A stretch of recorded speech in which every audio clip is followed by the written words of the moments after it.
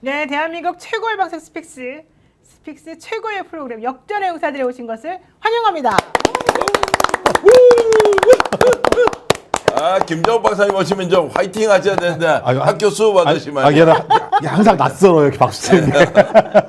네, 오늘 그럴 분은 따로 있습니다. 좀 걱정하지 말고 기다려 보시겠습니다. 네, 김정욱 정책 박사 먼저 소개해드리고요. 예, 안녕하세요. 어서 오십시오. 반갑습니다. 네, 막 오자마자부터 혼나고 있는 김종욱 박사 모습 보니까 좀 뭔가 뿌듯하고 아 나도 한번 좀 해보고 싶다 이런 느낌이 듭니다. 한번 이따가 지켜보도록 하고요. 또 우리 정계한 스픽스 대표 요즘 점점 이 에스컬레이팅 되는 것 같은데 어서 오십시오. 예, 반갑습니다. 네. 예. 자 그리고요 정말 오늘 제가 사실 이분 처음 뵀습니다.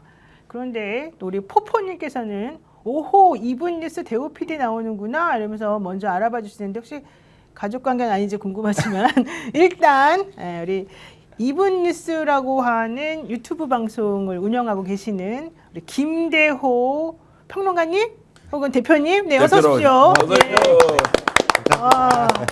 근데 너무 좀 동안이시고 너무 젊어 보이셔서 좀 원래 젊으신 거 아닐까요? 부담스럽네요.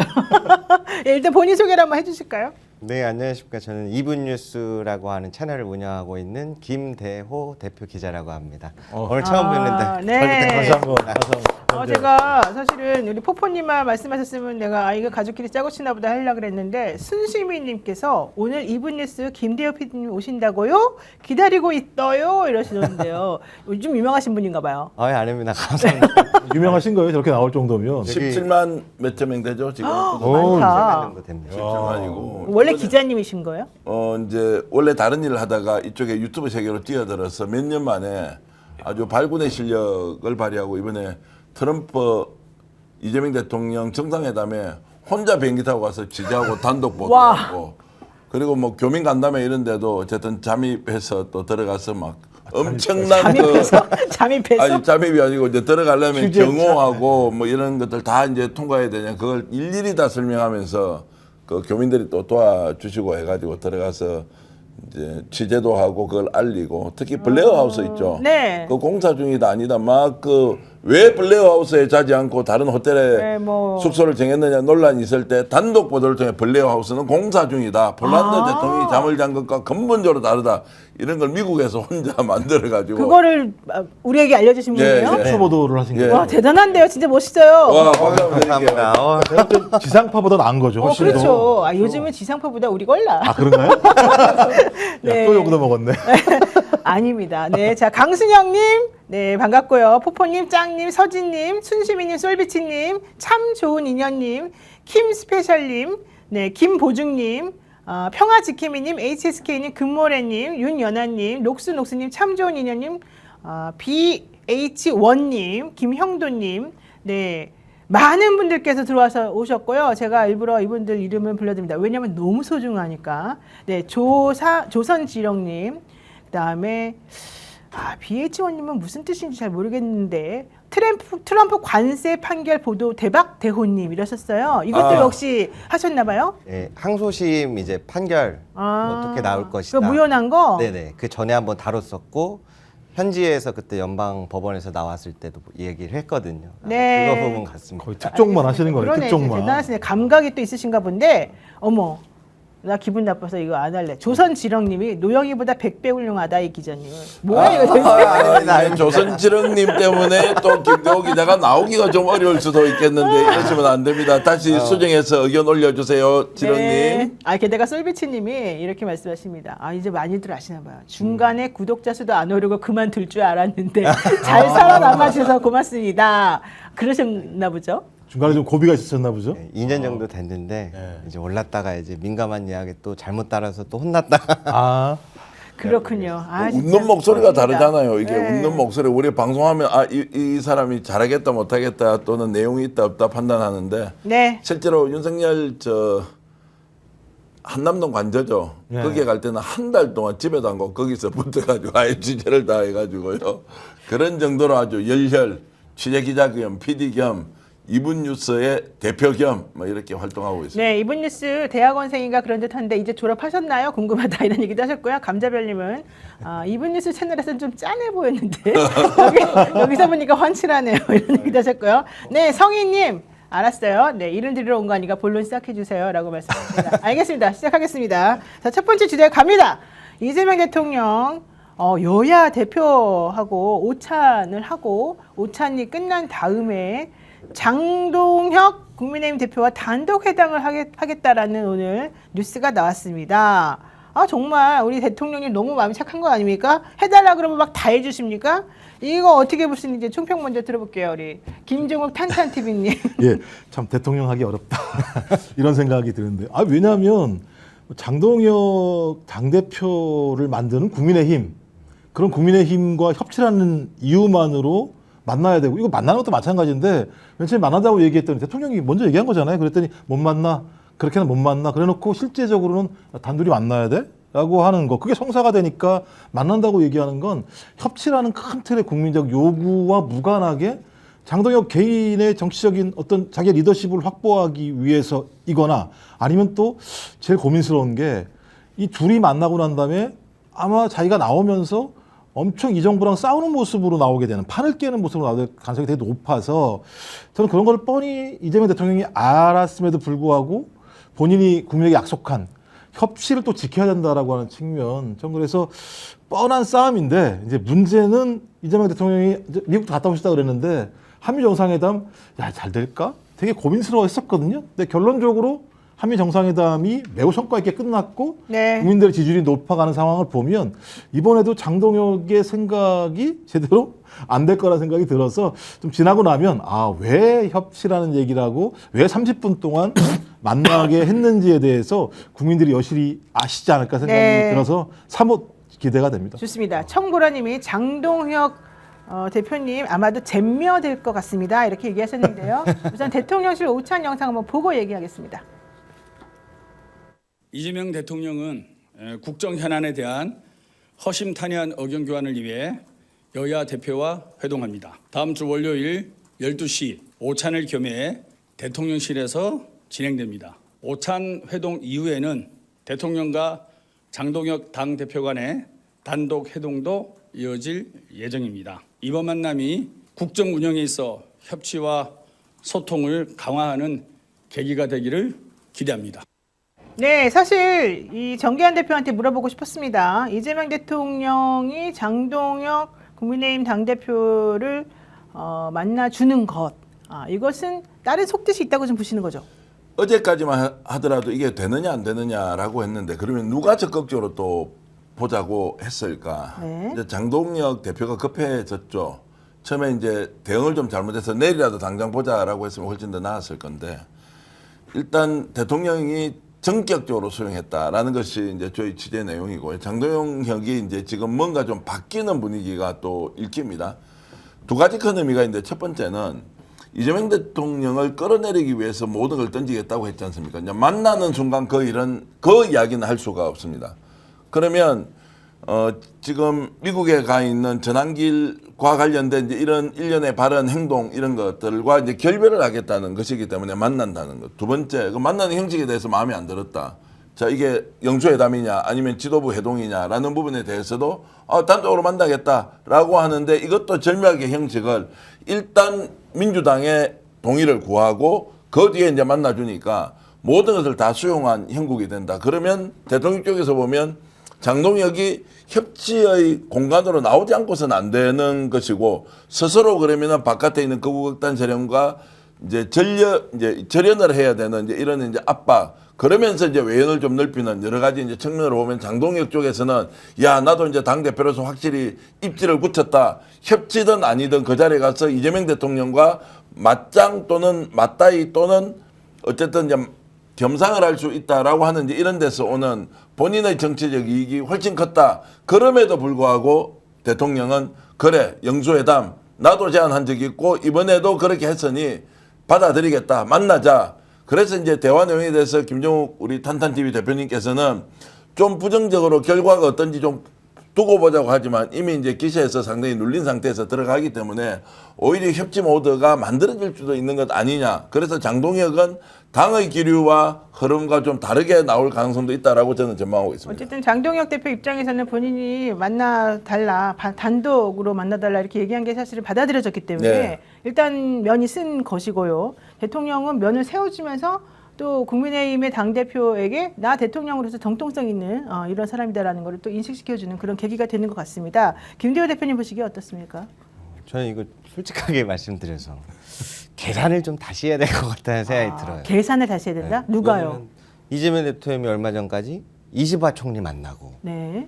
미국 가서 트럼프 대통령 만나고 한국 돌아왔더니 빌 게이츠가 기다리고 있고 네. 그러다 갑자기 장동혁 만난다? 왓?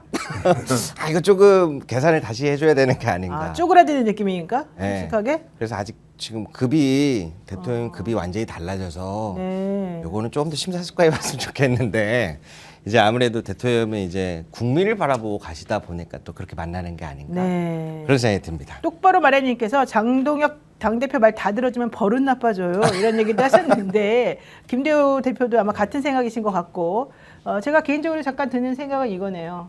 그리고 김대호 대표님 제가 오늘 처음 봤지만 대통령을 따라서 미국 갔다 오더니 나도 대통령급으로 생각해야 된다. 이렇게 생각하시는 거 아닌지 생각하는 게 좀 나랑 다르다. 이 생각이 좀 들었습니다. 아니 요즘 이재명 대통령 그 국격과 주가가 너무 많이 올라갔어요. 맞아요. 예. 그에 맞게 해야 되는데 요즘 국민의힘 대표님은 조금 죄송한데 거기보다 조금 힘들지 않을까 싶습니다. 자, 크게 보면 정치를 이제 한 걸음 더 나가게 하는 효과. 대통령이 이제 전격적으로 수용함으로써 그 형식도 만족시켜주고 내용적으로도 이제 예를 들어서 이재명 정부 인정할 거냐 말 것인가라고 하는 아주 천박한 수준의 문제 인식 이런 것을 일단 일거에 제거할 수 있고 네. 장동혁을 키워줌으로써 장동혁이 앞으로 미래를 어떻게 스스로 개척할 것인지는 부수적인 장동혁의 일기일 뿐이고 이제 정치 전체로 보면 일단 여야 또는 대통령과 야당 대표가 직접 만났다 단독 회동까지 했다 나이 뭐 이런 거 다 떠나가지고요 선수 다 떠나가지고 이제 이런 면에서 정치를 진일보 시킨다라고 했을 때 궁극적으로 누가 이제 더 큰 이익을 볼 것이냐 대통령의 통권 정치가 앞으로 정치를 한 걸음 더 나가게 하는 이런 효과는 확실히 있다. 그래서 제가 전격적으로 수용했다라는 표현은 지금 이런 거 저런 거 따져서는 김대호 대표 이야기도 충분히 일리가 있지만 정치를 일단 이제 진척을 시키지 못하니까 이런 부분에서 대통령이 먼저 받아들이겠다, 수용하자, 그냥 가자라고 이제 결정한 것으로 알고 있습니다. 네, 그렇군요. 진짜 얘기를 들어보니까 또 우리 범인이 생각하는 거하고는 좀 다른 관점에서 대통령 확실히 정치적인 판단을 하나보다 이런 생각이 좀 들었습니다. 근데 이제 보면 장동혁이 계산을 잘못한, 저보다 오히려 장동혁이 계산을 잘못한 것 같아요. 저도 좀 그게 왜냐하면 장동혁이 국민의힘의 주인이 아니거든요. 자기 마음대로 말을 못해요. 실제로는 가서 이상한 얘기 하고 오고 뭐 예를 들면 이재명 대통령과 약간이라도 뭔가 서로 예를 들면 스킨십이 있다거나 말이 좀 서로 같이 합쳐지는 얘기가 나오게 되면 안에서 가만히 있겠습니까? 왕왕대고 난리를 치겠죠. 거기다가 지금 국민의힘은 어떤 게 걸려 있습니까? 내란 수사부터 시작해서 소위 정당 해산의 내용들이 켜켜이 쌓이고 있는 상황이거든요. 오히려 내부에서 뭐라 그럴 거냐면 단호하게 싸워야지. 네가 한 얘기가 있잖아. 장동혁이 무슨 얘기를 했냐면 그런 얘기를 했어요. 이재명 정권의 목을 베는 칼날이 될 거다. 정치특검이라고 얘기하면서 그다음에 무도한 이재명 정권을 무너뜨리는 첫날이다. 뭐 장외에서 얘기하긴 했었습니다. 그다음에 이재명 정권을 무너뜨리기 위해 목숨을 걸고 진격해야 한다. 이거 북한에서 하는 얘기들을 갖다가 막 했단 말이에요. 네. 전 그렇다면 가서 만약에 말씀하신 것처럼 이재명 대통령이 깔아놓은 협치판에 본인이 노는 순간 돌아와서 너 네가 주인인 줄 알아? 너 뭐 하는 거야? 라는 얘기를 들을 수밖에 없고 전 그래서 오히려 이재명 대통령이 이걸 받아들인 이유는 완전히 그 판에 이렇게 몰고 가는 거 아닌가라는 느낌이 들어요. 이런 얘기는 하면 안 되겠습니다만 그래서 슬슬 거기에 그냥 빠져 들어가는 상황이 되는 거죠. 전 그래서 오히려 장동혁은 가서 싸울 거라고 생각할지 모르겠습니다만 여기서 싸우고 나오는 순간 국민들 같은 경우 저기 안 되겠는데? 그러면서 제가 볼 땐 특검 수사가 더 탄력받을 수도 있다는 생각이 들기 때문에 저는 장동혁이 이걸 왜 받았지? 제 같은 경우 계산상 좀 약간 계산 안 나오는 측면이 있어요. 국힘 내부에서 이제 하는 이야기는 장동혁이 바뀌고 있다. 어제도 제가 취재해 봤을 때는 장동혁이 바뀌고 있다. 이것은 이제 긍정의 의미로서 바뀐다. 부정의 의미로 바뀌는 게 아니라 지금 당에 와서 대표를 내보니까 이거 유지 운영을 하는 것이 보통 일이 아닌데 그렇죠. 지금 이 상황에서 본인의 존재감을 어떻게 입증할 것이냐. 친윤에게 입증할 수 있습니까? 아니면 지금 반윤, 한동훈을 비롯한 김문수 자 이런 사람들한테 인정을 받을 수 있냐 이도 저도 없는. 그럼 스스로 홀로서기 해가지고 본인의 체급을 국민들 앞에서 보여줘야 하는데 이것은 대통령과 직접 만나는 것보다 더 큰 게 없으니까 이제 공격을 하는 쪽도 야 장동현 너 경선 과정에서 얘기했던 거 왜 못 지켜? 너 자 이렇게 이제 하기가 쉽지 않을 건데 이제 이런 선택을 어쨌든 장동현이 했다는 것이고 두 번째는 네. 당에서 이런저런 반발이 나오겠지만 지금 장동현이 대통령 만나는데 어떤 워딩을 해야 된다라고 만약 전환길이 시키잖아요. 전환길이 인정을 받겠냐고요. 일단 회동을 하는데 전환길이 시켜요? 참. 전환길은 자기가 뭐 자기를 품어야 대통령이 된다고 이런 정말로 말도 안 되는 얘기를 하는 사람인데 여기 나와서 장동현이 만난다고 한 이상 주문이 들어가서 이렇다 저렇다 놀라지 마십시오. 지금 바깥에서 이렇게 빅스피크로 활동하고 있는 사람들이 대구 경북의 기초 광역 포함해서 30개를 지금 내놓으라고 한대요. 아니 그러니까 고성국 TV의 고성국 씨가 30개 내놔라 아주 그냥 노골적으로 욕을 하더라고요. 받을 수 있냐고 현실적으로. 못 받지. 그러면 지금 이 상황에서 장동이 어떤 선택을 해야 돼요?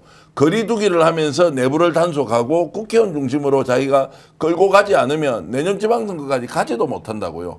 그리고 지금 저 바깥에 있는 세력과 손을 잡는 순간 보나마나 아니에요. 내년 지방선거 할 수가 없는데 이제 그런 것들이 종합적으로 고려되어서 장동혁은 바뀌고 있다라고 이제 이렇게 이제 취재가 되는 걸 보면 대통령과 손을 잡는 것은 아니지만 적정한 거리를 유지하되 당 대표로서 입지를 구축하는 것이 무엇보다 중요한 상황.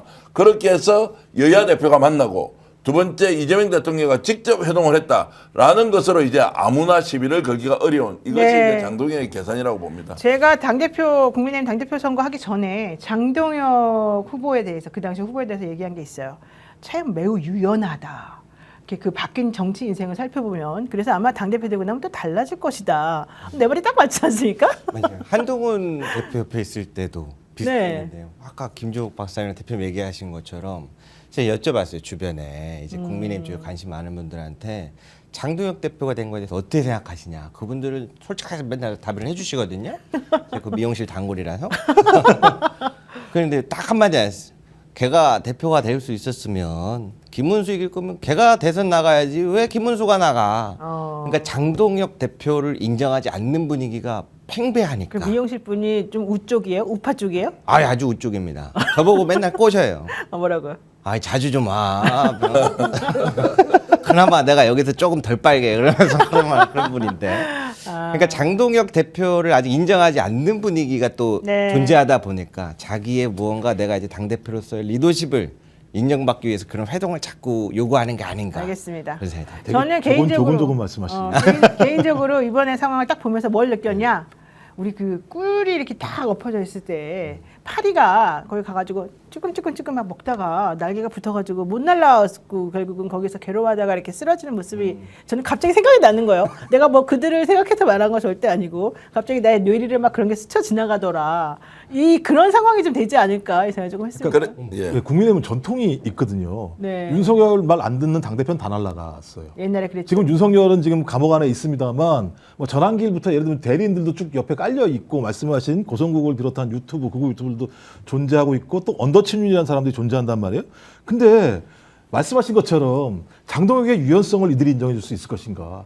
장동혁의 유연성이라고 얘기하는 건 이재명 대통령과 민주당이 쭉 구축하고 있는 그 전선 안으로 들어가야 되는 거거든요. 왜냐하면 대화를 하려면 서로가 조금씩 내놔야 되는 건데 이걸 내놨을 때 자기들이 얻을 수 있는 것이 없다고 생각이 들었을 때 장동혁을 내버려 둘 것인가. 네. 그래서 장동혁이 이걸 왜 받았지?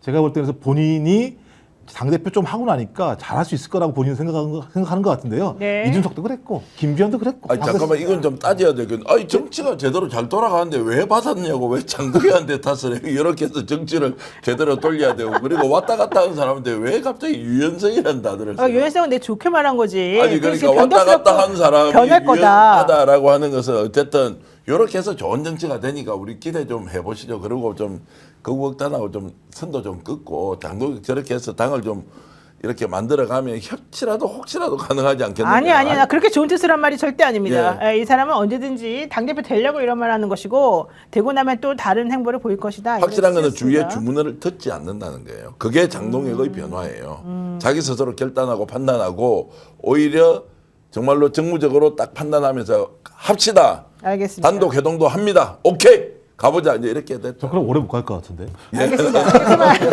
자, 장동영 얘기 그만하겠습니다. 더 중요한 얘기 해야 된다. 법사위 얘기 좀 하겠습니다. 오늘 민주당에서 법사위 정말 대단했는데요. 우선 국민의힘 사람들이 있었던 때하고 없었던 때가 다르죠. 우선 있었던 때 특히 김용민 의원, 이 나경원 의원에 대해서 사고치고 도망왔냐 뭐 이런 얘기하는 부분과 나경원 의원이 민주당에 대해서 아주 신랄한 얘기하는 장면이 있었는데요. 일단 그 영상 한번 먼저 보고 얘기하겠습니다. 지금 의원님 혼자 이 소위를 청문회를 진행하시니까 청문회에서 이미 우리 소위에서 이미 의결했는데 일방적으로 선택을 한 게 아닙니까? 동의하겠다라는 것은 우리 헌법과 국회법을 무시하는 발언이십니다. 자, 그리고 중개 허가 불허 이게 요구하셨는데 바로 나치 독재입니다. 지난번에는 중개를 또 해달라고 하시고 오늘은 또 중개를 하면 안 이게 된다라고 바로 나치 이게 독재입니다. 어느 장관의 상식이라는 건지 이해하기 어렵습니다. 오늘은 정상형을 국민들께서 보실 필요가 있기 때문에 해드리겠습니다. 왜 안 줘요? 이게 바로 나치 독재고요. 네, 이제 나경원 지킴이 곽규택 의원 또 손 들고 나섰어요. 네, 앞으로 계속 잘하시길 바라고요. 어떻게 보셨습니까? 요즘에 누가 재미있는 걸 보려면 법사위를 많이 보라고 하시더라고요. 스트레스 많이 받으면. 근데 저는 저걸 보면은 오 진짜 또 화가 나요. 맞아요, 맞아요. 제일 궁금한 게 네. 사실 이제 민주당이 이제 법사위원장과 안건 산정을 주로 이렇게 해서 민생에 필요한 법안들을 하지 않습니까? 제가 이야기를 들어보니까 법사위에 국민의힘 의원들이 제일 잘 쓰는 전략이 쪼르르 나갔다가 또 쪼르르 들어갔다가 요걸 제일 많이 쓴다고 들었어요. 그게 전략입니까? 그렇다는데요. 네. 민주당 모 의원님께서 그게 전략이라고 하셔가지고 그러니까 궁금한 거예요. 실제로 저 사람들이 안건이 상정되진 않았어도 국민의힘에서는 민생을 위해서 어떤 법안을 상정하려고 했는가 그 리스트를 한번 공개해봤으면 좋겠어요. 그렇군요. 알겠습니다. 자, 근데 오늘 더 중요한 하이라이트는 사실 이거죠. 이 검찰 수사관, 남부지방검찰청의 수사관들 3명이 나와가지고 이 띠지가 수사 과정에서 분실된 경위에 대해서 이제 답을 했는데 와 진짜 저는 그 장면 보면서 깜짝 놀랐어요. 지금 우리 그 산소 박사 1962년생님께서 말하는 것처럼 김정민 여자 수사관 띠지가 있었는지 없었는지 생각이 나지 않는다고 하고 여자 다른 수사관 2명은 해답지 보고 대답하다가 걸려서 압수당하고 이희동과 검사도 뒤에 앉았을 때 둘이 대화한 것도 걸려서 김용민 의원에게 경고받았죠. 이런 일이 벌어졌어요. 저는 서영교 의원이 이제 그 압수된 거 이렇게 딱 보여주는데 거기 보니까 기억 안 난다고 해라. 비읍시읍 막 이런 거 있지 않습니까? 네. 그게 제가 아는 그 비읍시읍입니까? 병 어쩌고 저쩌고 하는 뭐 이런 일이 벌어질 수가 있습니까? 도대체가? 얘기 좀 해주세요. 아니 그러니까 멘탈의 붕괴냐 이 사람들이 아니면 어. 정말로 너무 큰 죄를 저질렀기 때문에 누군가의 지시를 받고 이렇게 하라고 한 거냐. 바로 지금 이제 긴급 체포해서 정말로 조치를 하지 않으면 안 될 정도다. 네. 나는 검사들이 이 정도인 줄 알았는데 누가 이제 이런 얘기는 하더라고요. 야 수사관들이 더 해. 검사하고 오히려 한 몸이 돼서 움직일 때 보면 더 어처구니없이 그냥 막 한다는 거. 왜냐하면 기소되더라도 또 봐줄 거니까. 이런 인식이 워낙 많이 깔려 있어서 저 사람들이 세상 물정을 전혀 모르는구나. 오히려 검사들이 물정 모르는 줄 알았는데 수사관들이 저렇게 띠지를 본 적이 없다고요? 나 모르겠어요. 라고 하는 것이 이게 말이 되냐고. 그러면 나오지 말든지 나오면 정확하게 얘기하든지 야 이거 그냥 한독성이 돼서 이번에 끝까지 막아서야 돼 라고 한다면 그 라인이 누군지 정말로 신흥석인지 아니면 그 밑에 있는 차장검사인지 부장검사인지 이제 이런 것들을 따져본다면 국민들에게 준 충격은 오늘 매우 컸다 이렇게 그 말씀드립니다. 담당 검사는 사표냈죠. 네. 네, 얘기해 주세요. 저는 솔직히 오늘 이걸 보면서 좀 충격적이었어요. 저랑 비슷한 연배 친구가 나와서 그 띠지를 어떻게 네, 했냐 여자 그 수사관. 부분에 대해서 답변을 하는 걸 보는데 그 모든 일에는 이제 보고 체계가 있지 않습니까? 네. 지시한 상사가 있고 같이 불러다가 대질신문을 좀 해봐야 되지 않을까. 뭔가 지금 계속해서 문제는 커지고 있는데 네. 그거에 대한 뒤에 실체가 아직 다 드러나지 않은 것 같아서 이거는 그것까지 다 확인을 해봐야지 되는 사안이 아닌가. 근데 뭐 이게 뭐 꼭 확인을 해야 되는 건가요? 상식적으로 따지면 띠지를 누가 없애겠어요? 이걸 어떤 그 간이 부은 인간이 띠지를 없앨 생각을 하겠어요? 그러면 띠지가 없어진 건 조직적인 검찰의 하이라키 거기서 발생할 수밖에 없는 거잖아요. 그럼 일단 이거 없애야 돼. 이걸 없애야지 우리의 범죄, 더 큰 범죄를 숨길 수 있어라고 판단을 해서 작은 범죄를 하자라고 결정이 된 거고, 작은 범죄를 했을 때에는 그 작은 범죄가 큰 문제가 없이 성립시키는 거잖아요. 결론적으로 그러니까 뭐예요? 양아치 같은 집단이죠. 가장 아래에 있는 수사관들이 기억이 안 난다. 그리고 그 부장 검사인가? 그 담당 검사 같은 경우 뭐냐면 이거 그대로 그대로 원본 그 상태로 보존하도록 해라고 하는 지시사항을 했다는 거잖아요. 그러면 검사는 아무런 잘못이 없는 거예요. 네. 그럼 이 문제는 누가 일으키는 거예요? 이걸 받아가지고 지시사항을 이행하지 않은 수사관이 잘못된 건데 그 수사관들은 누구한테 얘기를 들은 것처럼 계속 한마디만 해요. 기억이 안 납니다. 기억이 안 납니다. 이건 명백한 거죠. 제가 볼 때 조직적인 은폐가 벌어졌고 거기에 대한 최종적인 책임은 누가 지고 있냐? 가장 힘이 없는 하급 수사관들이 책임지는 맞아요. 상태를 만들어낸 거예요. 이거 양아치 조직이지. 맞습니다. 띠지 분실 관련해가지고 당시 접수 및 확인 담당이었던 이 김모 수사관 관본권을 자기가 개수한 것은 인정한다. 근데 띠지를 푼 기억이 없다. 관본권 띠지를 없었는지는 나 기억이 안 나도 돈을 샜는지 기억나는 거 아니냐 이렇게 김기표 의원이 물어보니까 나는 기계적으로 일했기 때문에 당시 무슨 일이 있었는지 정확하게 기억이 안 난다. 또 돈은 샜을 것 같긴 하다. 근데 띠지를 묶여있었는지조차도 기억이 안 난다. 게다가 매일 다른 압수물을 보기 때문에 그 압수물만 특별히 기억하기는 어렵다. 이렇게 말해버렸어요. 범죄 집단이잖아요. 두 와. 가지로 나눠봐야 되죠. 이제 집단적으로 움직이면서 이것을 증거인멸을 시도하고 있죠. 이거 다 잡아 넣어서 정말로 법적 조치를 해야 된다. 하나. 두 번째, 이들의 머릿속에는 우리 중에 한 명이라도 진실을 고백하지 않고 거짓말로 계속 가면 결국 불가지론, 답이 없네. 뭐가 뭔지 모르겠네. 그러면 하나 남는 게 있죠. 특검은 수사기한이 정해져 있죠.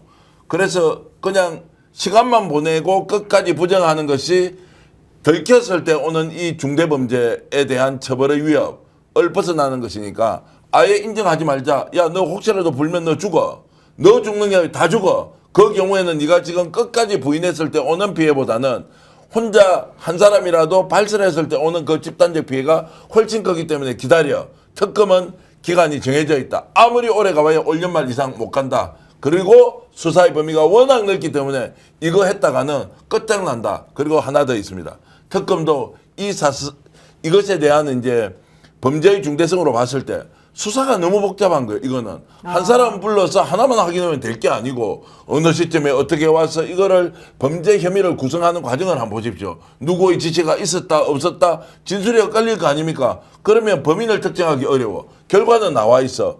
이걸 가지고 기소했을 때 과연 자 재판부에서 또는 법원에서 영장을 기각할 것이냐 아니야. 나중에 가면 이게 그냥 결과는 있는데 과정이 사라져버리는 집단적인 증거인멸에 워낙 능숙한 사람들이니까 이들은 그렇게 조작해 왔으니까 나쁜 놈들이죠. 저는 솔직히 그 여자 수사관들이 너무 거짓말을 좀 천연덕스럽게 잘한다 이 생각이 개인적으로 들었어요. 솔직히 뭐 압수물에 관본권, 띠지가 있는 그 관본권이 사실 있는 게 5천만 원. 이게 그렇게 그냥 맨날 보는 압수물하고 똑같다. 이렇게 말할 정도는 아니지 않나요? 5천만 원 본 적 있어요?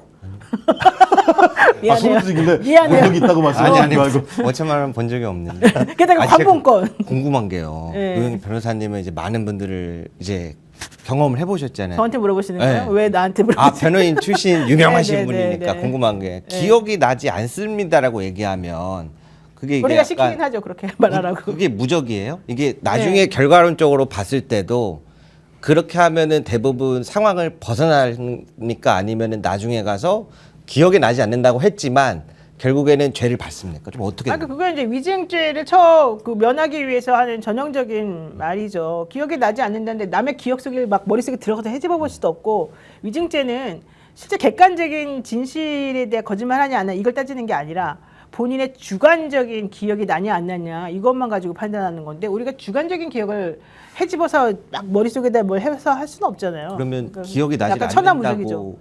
했는데 예. 패소하는 경우도 많이 있습니까? 없습니다 별로. 아니, 기소도 잘 안 됩니다.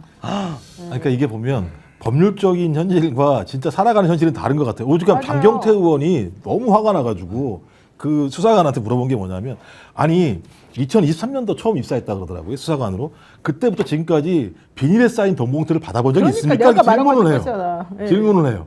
그러니까 이 사람은 아무 답을 못 해요. 기억이 안 납니다. 아니 그게 아니라 지금까지 다 받아봤을 거 아닙니까? 그러면 돈 비닐봉투에 이렇게 쌓여 있는 돈 5천 원짜리 뭉치를 받았는지 안 받았는지는 알 거 아닙니까? 그랬더니 저는 아까 말씀한 저는 너무 다양한 어떤 증거품을 받아봤기 때문에 그건 기억이 안 납니다. 근데 저희가 사람이라면 상식적으로 다 기억하죠. 그걸 어떻게 기억을 못 해요? 근데 법률적으로는 저는 기억이 안 납니다라고 얘기하면 나중에 가서 그것이 처벌받지 않을 수 있는 가능성이 높다고 얼마나 많이 주문을 넣겠어요 안에다가. 그러니까 주문 안 넣어도 본인들이 알죠. 수사관들이니까. 아니, 워낙. 모르니까 또 앞에 거 아래 거 보고 했다면서요. 그러니까 그 정도니까 네. 서로 다 입을 다 맞췄다고 봐야 되는 거기 때문에 이건 진짜 조직적인 증거 은폐가 지금 벌어지고 있는 상황인데 말씀하신 맞아요. 것처럼 이걸 확인할 방법은 매우 어렵고 난감하다는 거죠. 내부에 고발자가 나오지 않는 이상. 관봉건 띠지를 없앴다는 증거면이 중요한 것이 아니라 자 그것을 최초에 가져왔을 때 수사기관에서 사진을 찍습니까 안 찍습니까? 찍죠. 영상으로 촬영합니까 하지 않습니까? 이것부터 없앴다면 이미 범죄 행위가 이제 이루어진 것이고 통상적으로 안 할 수가 있습니까? 압수수색을 했는데 관봉건이 한국은행에서 나왔으면 국가기관 외에는 이것을 가져갈 수가 없다라는 전제로 보면 이걸 찍어야 됩니까? 안 찍어야 됩니까? 그러면 오늘 이제 이 사람들이 국회에 나와서 증언을 해야 해요. 그러면 자 영상도 있고 사진도 있을 거 아니에요. 내가 혹시 실수할 수도 있기 때문에 그걸 보고 오면 아 이게 어떻다 저떻다 이 사람들이 또 거기에 작업을 했던 사람 아니에요. 나는 충격을 받았던 것은 검사까지는 이럴 수 있다고 하는데 정말로 수사관들이야 충실하게 자기 업무에 집중하는 분들 아닌가요? 저는 그렇게 믿고 있고 또 제 가까운 선배도 이렇게 활동하셨던 분이 있는데 야 이거 정말 아니다. 이거는 집단적으로 미쳐도 단단히 미쳤구나. 그리고 이 상황에서 같이 죽자가 아니고 같이 살자고 국가기관이 특정인을 봐주기 위한 어떤 명령체계에서 다 움직여서 정말로 집단 범죄를 일으키고 있는 이 상황에서 이들이 조력자가 되어서 국회에 나와서 거짓 증언 의혹을 받고 있는 이 사실이 너무 참담합니다. 네, 수희아님께서 수사관들 반드시 처벌하고 그 죄값을 감옥에서 치르면서 후회의 눈물을 흘리도록 해줘야 된다고 생각합니다.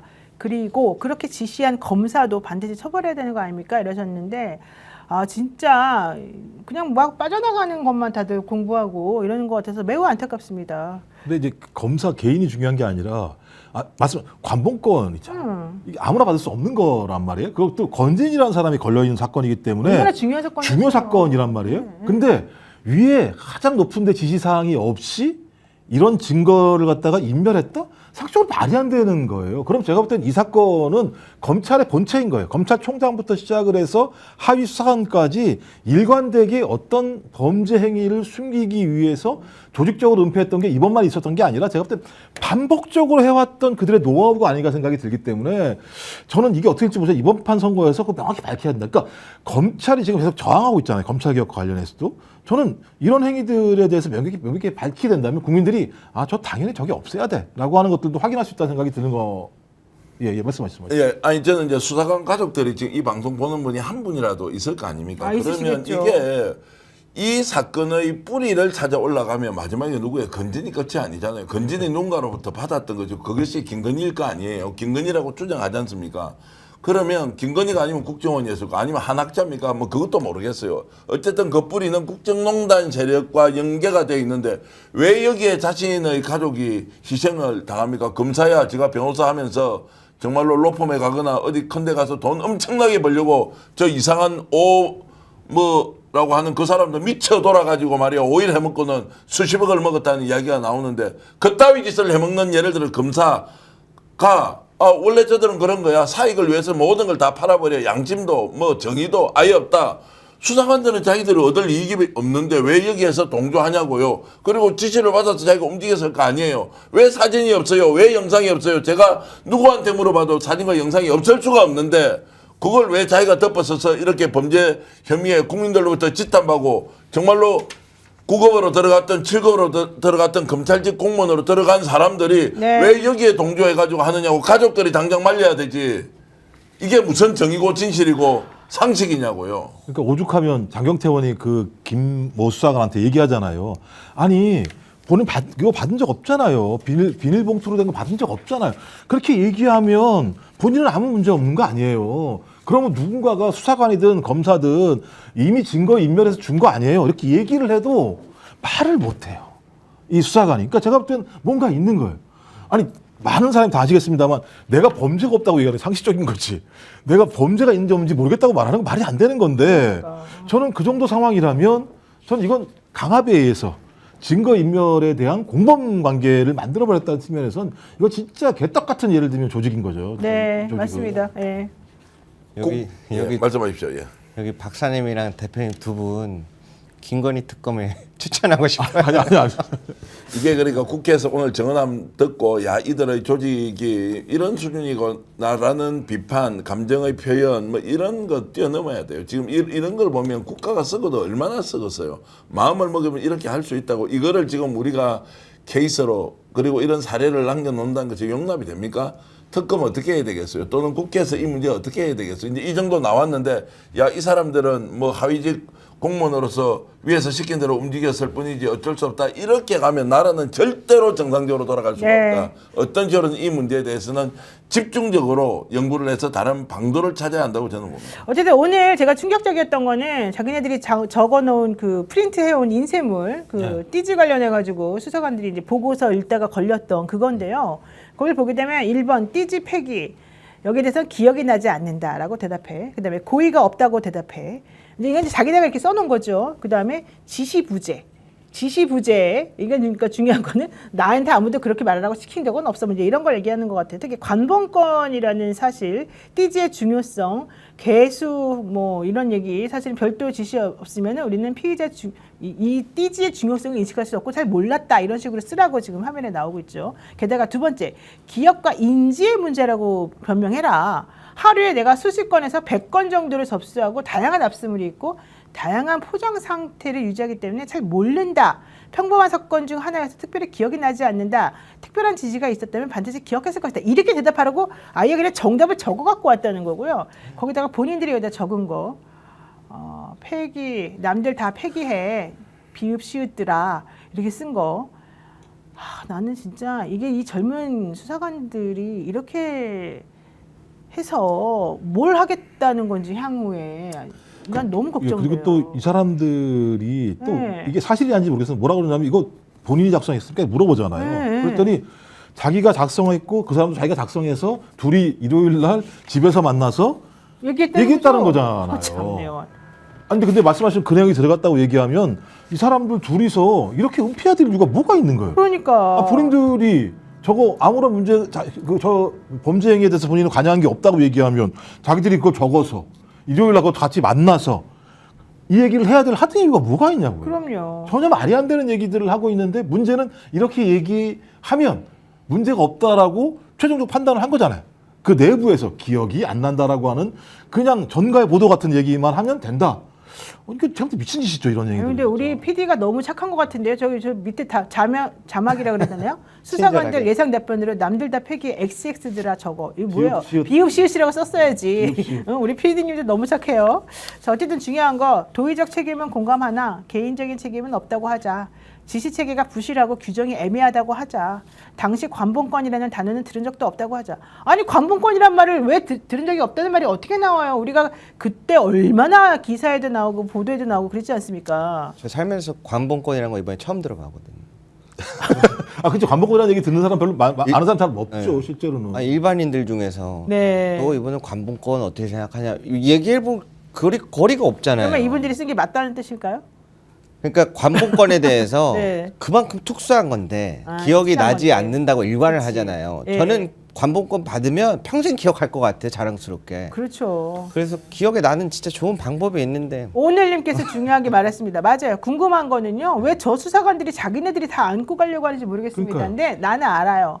왜요? 이게 물론 이제 검사하고 이 수사관들하고는 사실 직급 체계가 달라가지고 서로 좀 다르긴 하지만 아마도 그 자기네들의 상사나 이렇게 내부적으로 좀 얘기하는 바가 있었을 것이고 향후에 이 공무원 생활도 잘하려면 좀 안전하게 가자 이런 얘기 하지 않았을까 생각이 좀 밀접한 듭니다. 관계라고 봐야 돼요. 근데 이게 그럼요. 근데 그 말이 사실이라면 더 무서운 거죠. 우리가 공모하면 범죄에서 처벌받지 않아. 그러니까 처벌받지 않는다라는 게 전제가 안 되면 이게 성립이 안 되는 거잖아요. 그러면 지들끼리 작정만 하면 우리는 나쁜 짓을 해도 처벌을 받지 않는다라고 하는 나름대로 공감대가 있고 그걸 믿으니까 저런 행위를 한다는 거잖아요. 이건 더 안 좋은 거지 진짜. 맞습니다. 네. 자, 국회에서 이렇게 이제 따져보는 거 있고 법무부에서 지금 이걸 어떻게 할 거냐 대검 지시할 수 있잖아요. 이게 지금 이제 정성호 법무장관이 좀 역할을 해주면 좋겠다는 생각이 드는 게 이게 국민들이 지금까지 검사가 했던 행태하고 수사관들이 이렇게 나와서 하는 행태에 대한 절망감은 체감이 달라요. 완전 달라요. 근데 이게 뭐야 이게 지금 정말로 이 사람들이 이제 이런 생각이 들어서 이거 적극적으로 조치해야 된다. 저는 오히려 정성호 법무장관이 법무부 장관으로서 뭘 하기 전에 이재명 정부를 출범시킨 이유가 뭐예요? 상식으로 돌아가자, 정의를 바로 세우자, 공평과 형평 뭐 이런 거 아닌가요? 네. 이거 한번 보세요. 이게 나라가 그리고 뭐 검찰 개혁과 관련돼서 해체를 하는데 기능적으로 어디에 두느냐 마느냐 하는 것도 논쟁이 있고 거기도 우리가 법적 감정이 좀 실려서 가는 것도 한편으로 이해하지만 이거 해체 안 시키면 진짜 안 될 집단이다라는 생각이 오늘 수사관을 보면서 더 많이 드는 게 이게 뭐냐고 나라를 이게 집단적으로 다 나서가지고 미친 자들도 아니고 맞습니다. 이런 생각이 정말 듭니다. 네, 하나연님께서 스픽스 대표님 2030 대표로 이분 뉴스 불러주셔서 너무 좋아요. 어머 하나. 진짜 인기가 많으시군요. 네. 감사합니다. 자, 이제 갑자기 열심히 막 그 토하고 있는데 지금 열변 나오지 갑자기. 네. 이렇게 이게 내가 이렇게 기운을 좀 뺏는 이유가 예. 여기 어떤 분이 정기환 대표님 혈압 좀 조심하십시오. 이렇게 했기 때문에. 아니 노변도 진짜 열 안 받아요. 이거 아, 검사들이 저는- 이렇게 행패 부리는 것보다 더 막 내가 열이 저는 너무 내리는 열받아요. 저는 그리고 좀 실망스러워요. 솔직히 말해서. 예. 열받는 건 두 번째 문제고 사실 이렇게까지 무책임하게 나올 줄 몰랐고요. 심우정 검찰총장이 이 사건의 이 상황을 4월 달에 알았다라고 하더라고요. 1월 달에 이 사건이 벌어졌고. 근데 아무도 그 체계에서 책임지는 사람이 없었다는 거. 그리고 본인들은 아무 일 없었다는 듯이 넘어갈 수 있을 거라고 생각해서 지금까지 우리를 속이고 기만해 왔다는 거. 그런데 오늘 국회 나와가지고 이 당사자들이 너무 미안합니다만 뻔뻔한 태도로 나는 몰라요. 몰라. 니네가 한번 뭐 확인해봐. 입증해봐. 이따위 태도로 나오는 거. 또 이동 검사가 증거인멸을 막 조직적으로 하고 있는데 그거를 우리가 뭐 어떻게 하기가 진짜 힘든 이 상황이 됐다는 건 너무 기가 차고 혈압이 오릅니다. 솔직히 말하면. 그러니까 이제 이번 정권에서는 이거 인정하면 네. 다 죽으니까 혹시라도 네. 문제가 되더라도 다음에 정권이 바뀌면 우리 다 살아 돌아올 수 있는 길이 있다. 여기에 집단적으로 다 배팅을 하자 이런 거 아니에요. 그래서 집단적으로 배팅했으니까 확실하게 배팅의 결과를 지금 특검에서 정말로 실력으로 증명해서 누가 어떻게 했는지 발본색원의 자세로 저는 밝혀내야 한다고 봅니다. 그러면 싹 보따리로 싸가지고 한쪽에다 폐기시켜 버려야죠.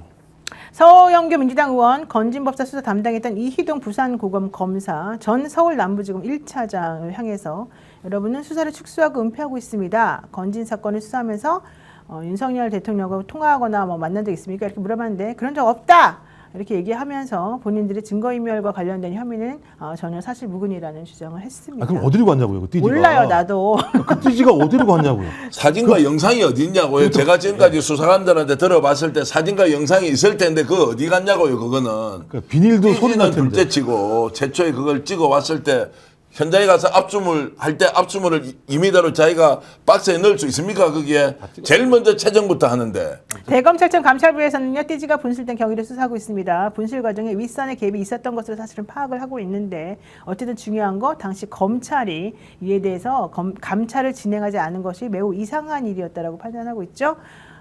그래서 대검에서는 남김 수사관의 자택과 사무실을 압수수색했고 신 전 지검장, 남부지검장 퇴직했죠. 당시 수사를 지휘했던 만큼 이번에 아마 수사 대상에는 오를 것으로 지금 보입니다. 제발 좀 제대로 해주길 바라겠습니다. 네. 제가 궁금한 게요. 혈압 화나죠. 그 관봉권이라는 게 되게 특별한 거지 않습니까? 왜 나오세요? 예, 매우 특별하죠. 근데 그 건진법사인가 하는 그분한테서 나왔잖아요. 네. 그런데 그 띠지가 왜 중요하냐면 누가 언제 어디서 어떤 담당관이 확인하고 액수 다 적혀 있다면서요. 네. 건진법사 그분 말고 다른 데도 가 있을 확률은 없나요? 관봉권이. 관본권 원래 통일교 압수수색했을 때 거기서도 엄청 나왔어요. 예, 관본권은 여러 군데서 나오는데 사실 어디로 가는지 모르겠고 누구한테 또 나올 수 있을지도 잘 모르겠습니다만 그 질문은 좀 타당한 것 같아요. 한국은행에다가 그거는 확인이 안 되나요? 어디도 확인이 되지. 그러려면 띠지와 이제 이걸로 확인할 수 있죠. 띠지로 당연히. 확인하지 이게 예. 어디로 흘러 들어갔는지인데 네. 그래서 지금 관본권 문제는 이것만 가지고도 어마어마한 얘기가 있는 거예요. 그러면 실제로 관본권이 있는 돈을 통일교가 한국은행으로부터 받을 수 있느냐? 못 봤죠. 라는 부분도 있어요. 그러면 이 돈의 성격이 뭔지를 봐야 될 거 아니에요. 그럼 캄보디아에서 뭘 했다, 어떻게 했다라고 하면서 정말로 제가 소설 한번 써드리면 해외로 거대한 자금이 밀반출되어서 그쪽에서 뭔가 기브앤테이크를 하고 여기에서는 여기대로 대가를 주고받고라고 하는 의심을 가지면 정말로 수사권만 있으면 우리가 짐 싸들고 김종욱 대표나 노영희 변호사하고 진짜 수사권을 주면 그거 한번 해보겠다. 누가 상설특검이라도 해가지고 관본권만 가지고 한번 해보자. 통일교에 있는 그 관본권의 규모가 왜냐면 윤영호는 지금 다 불고 있으니까 그 일련의 번호 사진 저는 윤영호는 사진 가지고 있다고도 생각하죠.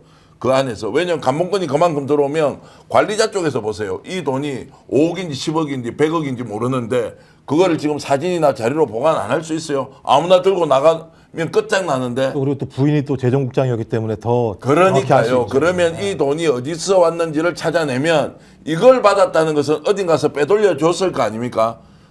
자, 이게 지금 갖고 있는 이 통일교가 지금 한학자가 종교적 탄압, 개뿔, 무슨 종교적 탄압이에요. 이렇게 비리를 종교가 정치에 개입을 해서 당원들 몰아주고 해외에 수천억 원대의 그 자금 지원 중에서 일부를 가져가는 방식으로 했던 자가 무슨 종교 탄압 이상한 소리 하고 있느냐. 그러면은 차라리 상설특검을 만들어서 관본권 상설특검은 하라. 그러면 한국은행에서 딱 자료 가지고 오면 훨씬 더 정확하게 우리가 확인할 수 있는 거 아니냐라는 말씀을 드립니다. 네, 자, 정말 수사 잘 하시고 확인 잘 할 수 있도록 해주시면 좋겠고요. 이 다음 주제 넘어가겠습니다. 김상민 전 검사가 이 김진일 씨 이 장모 집에서 나온 이완 그림에 대해서 김진일 씨가 사달라고 해서 내가 그냥 사준 것일 뿐이다. 뭐 이런 주장을 했습니다. 그런데 사실은 이게 매간매직의 증거가 아니겠느냐. 이제 이게 오늘 또 난리가 난 얘기인데 사실 관련해 가지고 김건희 씨가 명태균 씨에게 김상민 도와줘라 이런 또 그때 당시에 통화도 있었지 않습니까? 이거 한번 보죠. 조국 수사 때 고생을 많이 했다.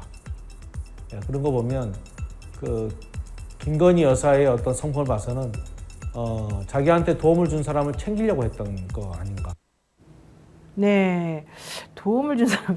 저분은 지금 거짓말하는 것 같이 보이는데요. 뭐 저 사람 하는 말은 어쨌든 뭐 방송에 있으니까 한번 본 거고요. 왜 근데 저걸 틀을 준비하신 뭐 거예요? 지금 이제 김상민 관련된 게 지금 막 발언하는 게 없으니까 찾다 보니까 저게 나왔는데 네. 제가 이제 이 1억 원을 주고 샀다는 것도 지금 시가가 1억인지 아닌지도 궁금하고 그리고 주려고 샀느냐 아니면 평소에 갖고 있던 거를 1억 2천에 김상민이- 샀다던데. 그러니까 아니 갖고 있던 거를 그때 필요하니까 요걸 주면 한 10억 20억짜리로 맞출 수 있다고 했는지는 모르겠어요. 아마 이제 공천을 받기 위해서 이걸 그 시점에 사서 줬다 이렇게 보기는 좀 어려울 거고 뭔가 갖다 주지 않으면 공천이 안 된다고 생각했으니까 했을 거고 뭐 방송 나온 김에 저도 들은 이야기 하나 하면 그 이배영 국가교육위원장 있지 않습니까? 근거부기 이게 한 700만짜리 되잖아요.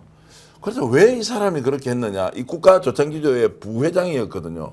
이봉관 씨가 회장이었죠. 회장이고 부회장이었기 때문에 김건희가 그때 주술이나 이런 것 때문에 엄청 스트레스를 받아서 소위 말하는 이제 정통기독교회라고 해야 됩니까? 소위 말하는 기득권 하여튼 우리 그 개신교 쪽으로 선을 닿기 위해서 엄청 노력을 해요. 그 중에 이제 중간에 연결했던 분도 제가 이제 잘 알고 있지만 이제 거기에 부위원장이기 때문에 일단은 김건희가 지금 주술적 요소 때문에 궁지에 몰리고 있는 상황에서 이배용 위원장이 정말 필요했던 거예요. 이배용 위원장의 이제 활동력은 상상 초월이에요. 대단해요. 이제 그러니까 방송에서 처음 하는 이야기입니다. 김건희가 이배용 위원장한테 어머니라고 부를 정도로 가깝게 했어요. 진짜요? 어머니라고 부를 정도로 가깝게 지냈다고요. 한학자랑 비슷하네요. 참된 어머니인데 한학자는. 자, 그래서 아니 어머니 아버지가 몇 명이에요? 예, 갑자기 그렇게 하면 안 되는 족보가 이상해집니다. 죄송합니다. 네. 그래서 어머니라고 부를 정도로 가까웠는데 왜 이배용은 그럼 이거를 검거부기를 갖다 줬을까? 신세를 진 쪽은 김건희가 훨씬 더 신세를 많이 졌다는 게 그 세계를 알고 있는 사람들의 공통된 이야기예요. 김건희가 이배영한테 신세를 졌다고요? 왜냐하면 개신교계를 연결할 수 있는 고리가 이봉관은 국가조차기도 회장이고 부회장인데 여기에서 연결했던 사람이 지금 나오는 김땡땡 목사. 김장한 목사잖아요. 뭘 그걸 땡땡을 해요? 예, 다 아는 얘기. 그런 연결들을 다 뉴스에 나왔습니다. 이름 다.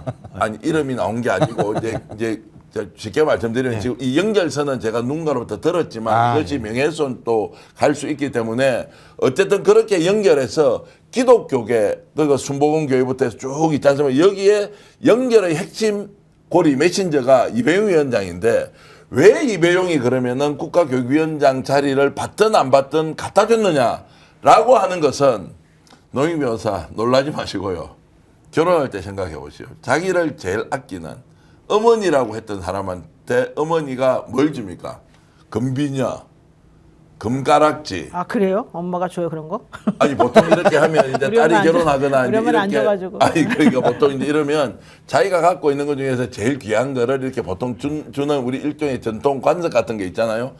그렇게 해서 이제 줬을 가능성이 있지 않을까. 도저히 이배용이 김건희한테 이것을 줄 만한 관계가 아니고 오히려 가벌로 따지면 대선 전에는 이배용이 훨씬 더 많이 도와줬다. 그러니까 메간 매직의 상징이 아니라 그냥 오히려 정신적으로 안정화시켜주기 위해서 이비용 씨가 줬다는 거예요? 아니 제가 이제 그렇다고 주장하는 게 아니고 어쨌든 이것이 수사무바가 됐을 수 되게 있는. 이상한 얘기가 아니, 아니, 오늘 좀 이상한 것 같아요. 자, 정리하는 그렇게 것도. 해서 이제 왔다 갔다 했다는 이제 가설이 있는데 어쨌든 제가 이야기하는 것은 자 그러면 이배용이 이제 그렇게 줬다는 것은 어머니 마음으로 준 게 아니고 어쨌든 제가 이야기한 건 김건희가 어머니라고 불렀다는 말을 정언하는 사람이 있으니까 그거는 저희 취재력으로 인정해 주셔야 되는 거고 그럼에도 불구하고 정권이 바뀌었으니까 김건희한테 잘 보여야 되는 위치로 본인이 갔을 수 있는 거예요. 그러니까 정권이 바뀌기 전부터 이배용과 관계가 있었고 아주 이 좋았는데 얘기인 그때는 거죠? 신세를 졌지 아, 김건희가. 김건희가, 예. 근데 정권이 바뀐 거예요.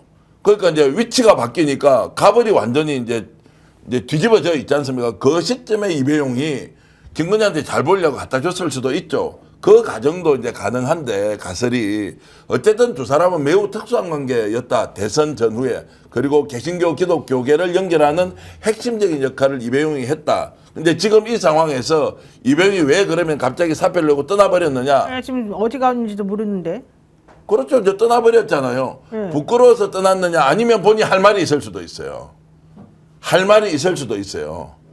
누구에게? 김건희에게 할 말이 있을 수도 있다고 저는 보는 거죠. 그럼 우리에게 하면 되잖아요. 우리가 대신 해주면 되는데. 아니 그러니까 그 연락이 지금 안 되는 분이니까 제가 이제 이 말씀을 드리는 것은 무조건 매간매직으로 이걸 갖다 주고 했다라고 하기에는 두 사람의 관계가 매우 복잡하고 실제로 구체적인 역할들이 있고 그 과정에서 메신저와 그리고 이익을 보는 쪽과 그리고 부탁을 하는 쪽이 각기 따로 있었다라는 것을 제가 취재한 내용으로 설명을 드리는 겁니다. 아, 되게 독특한 이런 취재 들어보셨어요? 오늘 처음 들어요. 근데 우리 처음 복잡한 들어봐요. 관계라고 하는 부분은 제가 동의가 되는 게 저도 그게 동의가 됩니다. 이쪽 캠프에 있는 사람은 다 아는 내용이요. 제가 여기서 처음 이야기하는 걸 이쪽 캠프에서는 이배용과 김건희가 어떤 관계인지 다 알고 있는 거고 이배용이 그러면 이것만 했겠어요. 중요한 자리마다 이 사람 저 사람 다 엮여 있다고 이야기를 그러더라고요. 하고 아유 그 정도 영향력이 있는 사람이죠. 그래서 이제 김상민으로 다시 돌아가면 김상민이 1억을 줬다는 것이 권력 관계가 바뀌고 나서 안 갖다 주면 안 된다라고 줬을 수도 있고 평소에 제가 존경하는 사람이니까 집에 그냥 사놓던 거 1억 2천만짜리 갖다 줬을 수도 있는데 그걸 제가 알고 모르고의 문제가 아니라 중요한 것은 김건희는 이렇게 갖다 주는 것을 받아 먹는 낼름낼름 먹는데 너무나 익숙했던 국정농단의 주범이다. 이 말씀을 제가 드리고 싶은 겁니다.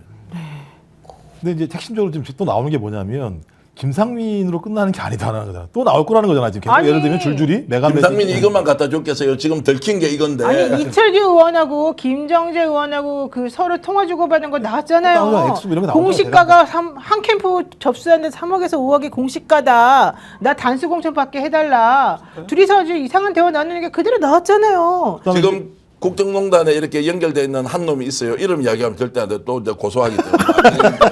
여기에서 지가 그 포항에서 어떤 성만 놈이 알리지 10억 갖다 준다고 2억 받았다 못 받았다 해가고 온데 난리 법통이 내서 그것도 취재를 제가 했을 거 아니에요. 그때 돈 안 주면 안 되는 거예요. 줬는지 안 줬는지 모르겠고. 그러니까 줬다는 놈한테 전화를 하니까 지는 왜 전화했냐고 막 내한테 고소 고발을 하는데 야 너 그러면은 박땡이 누구가 시켜가지고 니 갖다 준 거 아니냐 그 정은 나왔다 라고 가지고 절대 아니라 그러면서 막 쌍욕을 하면서 전화를 끊는 자가 있었는데 지가 그게 아니면 나한테 설명을 했지. 그걸 누가 자랑하고 다 자랑하고 댕겼다고 이게 공천 받으려면 얼마 갖다 주면 된다고 나이가 자, 더 심하게 얘기할게요. 나이 불문하고 돈만 많으면 된다고. 아. 그럼 나이 70 넘어가 그러면은 예를 들어서 한 번 더 해먹겠다. 이게 정서적으로 받아들여집니까? 그런데도 나이 불문하고 돈만 갖다 주면 된다고 누가 선전하고 댕겼었겠어요? 다 돈만 갖다 주면 안 되는 게 없었으니까. 그러니까 지금 추경호도 의심받는 것이 거기에 뭐 수무장 말씀. 아니 다 아는 사람에서 제가 이름을 거론하기 어렵지만 거기에 가서 명태균이 누구하고 또 만났대요.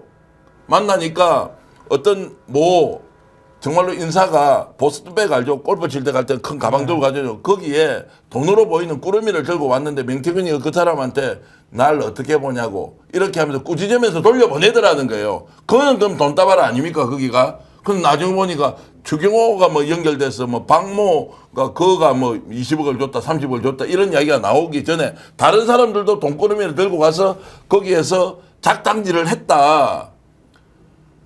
범죄가 인정이 되든 안 되든 모르지만 다 돈판이라는 이야기예요. 돈만 주면 되고 막 명품 갖다 주고 막 이런 식으로 다 헤쳐먹었다 이 말씀 드리고 싶은 거죠. 아니 명태균 씨는 근데 왜 그 돈을 안 받았대? 너무 작아서? 지는 그놈하고 뭐 이렇대요 이 새끼. 예? 아이 뭐 그렇게 얘기해요. 뭐 저희가 하도 이제 취재를 많이 해가 이번에 저희가 경찰 조사 받다가 녹음 내용이 너무 많아서 내가 찾아내기도 어렵고 해서 차라리 그 증언을 해줬던 분을 다음 전에 방송 나오라 그랬어요. 그래요, 그렇게 하고 싶은 이야기 다 한번 하라고 본인이 직접 그분이 하시겠대요? 하겠대요. 다음 주 나올 때 한번 들어보죠. 아 요즘에 정계현 예. 대표가 고발 몇 번 당하더니 말을 못해요. 아 이거 등치가 안 많이 나게 왜 그러는 너번에 거예요? 고발. 요즘 동접이 이렇게 안 나올 수가 있어요. 본인이 말을 제대로 안 하니까 이렇게 안 나오는 거죠. 다 실망해가지고. 누가 고발을 그렇게 많이 했어요? 아유 뭐 됐습니다. 명태균 씨 플러스 등등등이죠. 에이 참네요. 근데 저는 궁금한 게요. 예, 왜냐 왜 궁금해? 자꾸 팬들이 자기 말을 해야지. 맞아 물어보려 그래요 왜? 궁금할 수밖에 없는 게. 학습 평론. 네. 아니 여기 유명한 이상하게 분들이 배우러 왔나 봐, 자기가. 쏟아내는데 귀에 쏙쏙 들어오는 게 너무 좋은 프로그램 같은데 왜 그림이었을까? 왜 시계도 있고 목걸이도 있고 많은데 왜 이 검사는 그림이었을까? 제가 그래서 요번에 그거 되게 중요한 말이네. 네. 이런 의문을 제기한 사람이 없었거든요. 제일 좋은 거죠. 네. 그리고 김건희 씨가 관심 있는 게 그림일 거라는 걸 알고 있었기 때문에 그림이 아니었을까? 그러면은 과연 이게 궁금한 게 처음에 보도 나왔을 때 작품 평가액이 20억에서 30억이다. 그럴 때 다음 주 되니까 10억이다. 그럴 때 오늘 되니까 1억에 구매했다더라. 이게 자꾸 내려가서 이 금액을 정확하게 조사해야 될 게 필요한 것 같고 제가 이번에 워싱턴에서 취재를 하고 왔던 게 2015년도에 코바나에서 자코메티, 로스코 엄청난 미술계 거장들 그 전시회를 했는데 15만 명 와서 보고 갔다잖아요. 그렇죠. 우리나라에서 가장 큰 전시로 꼽혀 있거든요. 그걸 코바나가 어떻게 했는지 궁금해서 그 오페라 게이트 때문에 그런 거잖아요. 직접 가봤어요. 네, 네. 그래서 가봤는데 유일하게 한국에 50여 종의 작품을 국립미술관 워싱턴에서 보내줍니다. 오. 그래서 나도 하고 싶은데 나이가 하려면 어떻게 해야 되냐 물어봤더니 개인은 절대 할 수 없다는 거예요. 뮤지엄 투 뮤지엄으로만 해야 된다. 근데 그러면 저 사람은 우리나라에서 이거 했는데 작품 평가액만 2조 5천억을 그럼 어떻게 얼마 안 된 전시관이 유일하게 대여할 수 있었느냐. 그럼 나도 할 수 있는 거 아니냐 이렇게 물어봤는데 개인은 상대해 주지 않는다더라고요.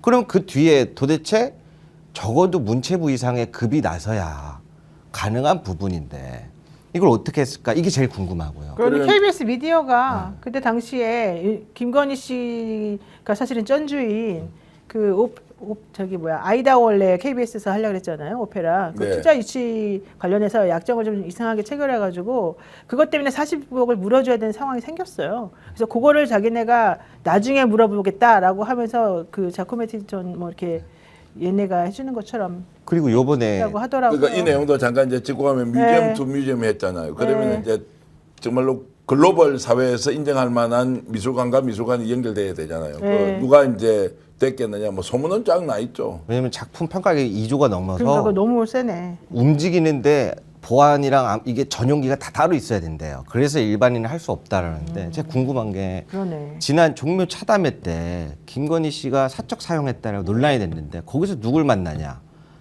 그 미술재단 아들이랑 같이 일행들을 만났다고 나왔잖아요. 그리고 한미 정상회담 때 방문했을 때 네. 질 바이든 여사한테 선물 같이 방문했던 데가 그 미술관이고 선물도 그걸 2가지를 했단 말이죠. 그러다 보니까 궁금할 수밖에 없는 게 사람들이 그런 자가 대통령의 영부인이 돼서 청와대에서도 미술품을 구매할 수가 있단 말이죠. 그런 건 없었을까? 아, 특활비로. 이제 그런 막 고민과 막 그러니까. 궁금증이 막 솟구치는데 김건희 씨는 원래 그렇게 하려고 그랬는데 네. 특활비도 안 주고 그래서 돈도 없고 액세서리 살 돈도 없어가지고 제가 취재가 필요하다고 전문적인 취재가 아니다 보니까 딱 여기까지 취재했습니다. 잘하셨습니다. 네. 하여튼 오늘 보도 보니까 JTBC가 보도한 게 2023년도 1월 달에 김상민이 준거로 돼 있는데 이 시점을 얘기하더라고요. 이 시점에 두 가지 정도가 불거졌는데 다음 총선에는 검사들 차출할 거야. 이런 보도가 불거지기 시작했었고 아하. 또 하나가 1월 달이 검사 인사철이었다. 그렇죠. 그러는 거예요. 맞아요. 그래서 이 두 가지와 관련해서 김상민이 본인은 뭐 김건희가 돈 내고 어쩌고 이런 얘기 합니다만 그렇게 하지 않았을까? 그리고 또 그 외에도 마찬가지입니다만 뭐죠? 한방 자생병 예를 들면 검사들의 부인들 쪽 라인으로 돈이 좀 많으면 그쪽에서 검사는 검사의 권한이 있고 또 윤석열과 가깝고 김건희도 가깝고 근데 나는 여기서 더 성공하고 싶고 근데 하필이면 우리 처갓집은 돈이 많거나 이렇게 하면 안 하시겠어요? 만약에 그것이 루트이고 그것으로 자기가 승진할 수 있고 아니면 자기가 공천을 받을 수 있다면 그리고 실제로 김건희가 공천을 주려고 했던 거잖아요. 그건 거의 확인되는 거나 마찬가지잖아요. 근데 한동훈, 주적인 한동훈 때문에 그게 안 된 거고 안 되니까 애따 국정원 특보나 해라 보낸 정도의 상황이니까 제가 볼 때 거의 김건희의 나라죠. 그 상황을 보면. 상황 김건희가 자체가. 이제 이게 돈을 먹는 방식도 한번 보라고요. 돈을 일종의 투자 개념으로 먹지 않습니까? 그림을 먹잖아요. 명품을 먹잖아요. 명품은 값이 안 떨어져요. 보관하면. 김건희는 명품 받은 걸 다 창고에 넣어놨을 거예요. 제가 뭐 이것도 방송에 처음 말씀드릴게요. 제가 특검에 제보 좀 해달라고 부탁했어요. 가까운 분한테. 김건희 지금 보석이 어디에 숨어 있는지 나는 누군가가 특정해서 저한테 제보를 한 게 있어요. 그쪽을 꼭 봐라. 뭐 이제 이렇게 해서 이제 그건 일단 제보가 된 걸로 제가 이제 알고 있는데 어느 순간에 이제 다시 체포영장 받아가지고 압수수색 받아가지고 한 가보라고 했는데 김건희가 받는 거는 다 지금 그러니까 투자의 효과가 가장 큰 것. 명품 요즘 500만 원 사면 한 2년 뒤 가면 700만 원, 800만 원 돼 있어요. 그 이자가 붙는 거 아니에요. 금은 오르다 내렸다 오르다 내렸다 이게 투자의 상품으로는 그다지 매력적이지 않아요. 금값은 내릴 수도 있잖아요. 금값 거꾸로 내려가는 거 봤습니까? 금값 안 내려가요. 그렇죠. 김건희 이걸 처먹을 때도 굉장히 유용하고 효과적이고 그리고 장기적으로 이익이 더 되는 거를 처먹는 습관이 있다. 이거 먹는다고 하면 안 돼요. 처먹는 사람이에요. 이 여자는. 화가는 늙으니까. 그러면은 명품을 그러니까 쉽게 말하면 300만 원짜리 이런 건 저한테 물건이 아니에요. 원래 이게 300만 원짜리는 400만 원 되기 어려워요. 그런데 루비통 같처럼 뭐 한 2천만 원, 3천 이런 거죠. 시계 1억짜리 이런 거는 금방 20% 30% 오르는데 그냥 아예 그걸 보관을 해요. 5년, 10년 정도 2배까지 갈 수 있는 이거 자체가 보석이니까 그렇죠. 이렇게 해서 명품은 명품 가격을 에스컬레이션 시키는 구조가 있잖아요. 그러니까 김건희는 명품을 처먹고 그림을 먹는 거는 그림값은 안 떨어지고 이제 이런 걸 아니까 갖다 주는 놈들이 다 그것만 갖다 주는 거예요. 왜 중고품의 가격이 더 올라간지 일단 이해를 아니 중고가 아니고 못하겠습니다만 안 쓰고 가지고 있는 관리를 거죠. 잘해야 된다 그러더라고요. 관리를 잘 잘해서. 가지고 있으면서 특정 시점에 이게 이제 가격이 올라가니까 그래서 롤렉스 시계에 투자한다 이렇게 20대 젊은이들이 하는 이유가 사서 한 번만 딱 차고 똑같이 그대로 보관하는 거. 그다음에 요즘 명품 재테크라고 있는 것이 아예 그걸 사면 줄을 서서 사서 집에 보관해 놓는 것이 은행에 현금 넣어 놓는 것보다 더 낫다라는 네. 것이 있는데 이제 돈을 처먹는 수법도 이렇다는 얘기를 하고 싶은 거죠. 맞아요. 그러니까 좀 이렇게 영화를 보면 예를 들면 유경옥 전 행정관이 컨테이너 하나를 갖다가 얼른 옮겼다는 게 있잖아요. 네. 그게 예를 확인이 안 될까요, 아무리? 우리 막 영화 보면 막 CCTV 다 확인해가지고 어디로 다 확인하잖아요. 저는 나온다고 봅니다. 근데 한번 보십시오. 그 신정환 교수 얘기에 의하면 아마 특검이 그거 특정했을 것 같다 이런 얘기까지 하더라고요. 아니 오늘 뭐 사실은 필리핀 ODA 얘기도 나오고 이게 권성동 의원이 필리핀 특사로 가면서부터 이상하게 필리핀 쪽에 그 ODA 자금이 막 엄청나게 들어가는데 기재부에서 안 된다 아무리 말을 해도 아예 그냥 직접 불러다가 대놓고 된다 이렇게 얘기를 해줬다는 거예요. 그래서 아니 여기에 가서 공사할 데도 없습니다. 아 수지가 안 맞습니다. 얘기했더니 삼부건설하고 대우건설이 한대 이렇게 말했는데 그것도 사실 거짓말이었대요. 삼부랑 대우는 할 생각도 원래 없었는데 권성동 의원이 나서가지고 한다 그래가지고 알았어요 우리가 할게요 이런 식으로 또 얘기가 됐다는 거예요. 그러면서 그 뭐 ODA 그 자금이 엄청나게 들어갔죠. 게다가 또 조서 회피처로 소문난 인구 38만 되는 또 나라가 있대요. 그 멕시코 밑에 아주 그냥 코딱지만한 나라가 거기다가도 또 돈을 막 이렇게 막 갖다 뿌려주고 이까짓 거 뭐 그림 1억 뭐 금거북이 이딴 건 사실 정말 수준도 안 맞는 그런 건데 그렇게 큰 거부터 작은 것까지 아주 그냥 별거 별거를 다 안 가리고 그냥 다 섭취하고 흡수했다는 게 나는 정말 너무너무 욕심꾸러기에 소화불량 될 텐데 왜 그런 짓까지 했나 이게 솔직히 좀 이해가 안 되는 부분. 정신병적 수준인데요. 크고 작은 거 다 처먹고 그러니까 다 먹었다는 외국에 이제 보내는 것도 만약에 권성동이 그렇게 했다는 게 사실인지 아닌지 저는 모르겠지만 다른 사례를 말씀드리면 ODA 자금을 나가는 순간 거기에서 이제 소위 말하는 수수료라는 게 10%에서 20% 자동으로 떨어지는 네. 거고 무엇보다도 지금 해외에서 이 자금을 관리하고 있는 과거부터 이어져 있는 한 놈이 있어요. 이 새끼 막 어떻게든 조져야 되는데 이 사람을 일종의 브로커입니까? 이게 브로커가 아니고 거대한 이제 일종의 자산 가지고 국가 돈 다 빼돌려 놓고 전국에서 조직 호루라기 불면 2만 명 지가 다 부를 수 있다는 이런 자가 있어요. 어쨌든 그것도 저는 이번에 특검에서 수사 끝나잖아요. 이재명 대통령 5년 동안 있을 때 진짜 중수청 중대범죄수사청이든지 국가수사본부든지 이제 어느 순간에 국가가 정상화될 때 과거에 어떤 놈이 어떻게 헤쳐먹었는지를 찾아낼 때는 제보하고 따져서 정말로 발본색은 해야 된다. 그들은 외국에 나가면 떵떵거리고 있고 어떤 놈은 목사로 쳐다니면서 지가 선교 활동이고 어떡하고 학교를 세웠느니 말았느니 이런 별의별 짓을 다 하고 다니는데 자 이들에게 연결이 되고 이 자금이 나가서 거기에서 활용됐을 가능성이 매우 높다라는 의심을 가지고 어쨌든 특검이 지나고 나면 수사 한번 제대로 해야 한다. 그리고 목숨 걸고 수사해야 될 거예요. 왜냐하면 외국에서 수사한다는 것은 그 나라가 필리핀, 캄보디아 뭐 이런 데 생각 한번 해보세요. 어떻게 되는지.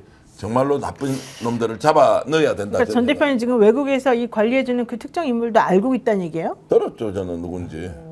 들었죠. 이제 들었는데 이게 뭐 이제 들은 이야기만 있고 뭐 그 세계는 다 그러면 일치단결해 가지고 한 목소리만 냅니까? 거기에도 어떤 사람이 그리고 거기에 재산 문제가 없겠어요. 다 차명으로 가지고 있는데 어떤 놈 돈인데 이 돈이 네 돈이냐 내 돈이냐 따지고 할 것도 있을 거고 그 관리해 주는 과정에서 조용히 있겠냐고. 야, 그럼 그러니까 김건희는 잠이 안 오겠네. 그러니까 그 돈이 외국에서 돌아다닐 생각하면. ODA는 ODA이고 저는 마약이 진짜 궁금해요.